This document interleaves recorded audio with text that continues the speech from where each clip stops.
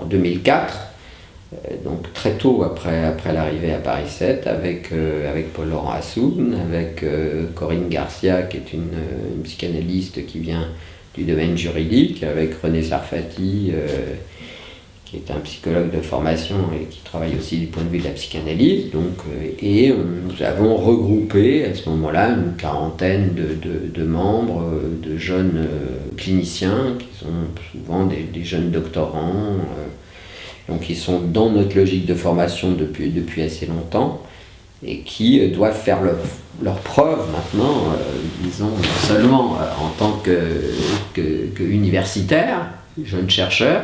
mais aussi en tant que jeunes cliniciens, voire jeunes analystes, le cas échéant, ce qui ne sont pas encore le plus souvent, mais beaucoup travaillent du point de vue de la psychanalyse. Et donc nous sommes liés, c'est une association qui est liée avec Espace Analytique. Et c'est un lieu donc où se réunissent un certain nombre de jeunes chercheurs et de jeunes cliniciens sur des travaux d'anthropologie psychanalytique, sur des thèmes de la modernité, de l'actualité,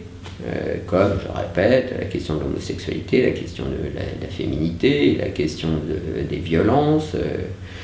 et ainsi du reste, et donc des questions précises que chacun travaille, mais sont des jeunes chercheurs qui, travaillant du point de vue de la psychanalyse, naturellement sont engagés eux-mêmes, comme dans la psychanalyse, comme analysants, voire comme praticiens déjà, souvent, de jeunes cliniciens maintenant, et qui travaillent du point de vue de la psychanalyse. Alors, le cercle a une fonction expérimentale, au fond, c'est pas quelque chose, c'est pas une école de psychanalyse,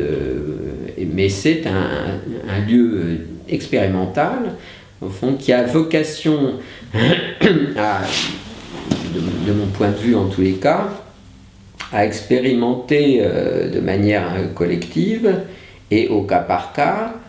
au fond, ce qu'une formation à l'anthropologie psychanalytique peut, le cas échéant, transformer en ce qui concerne la pratique psychanalytique de l'analyste lui-même.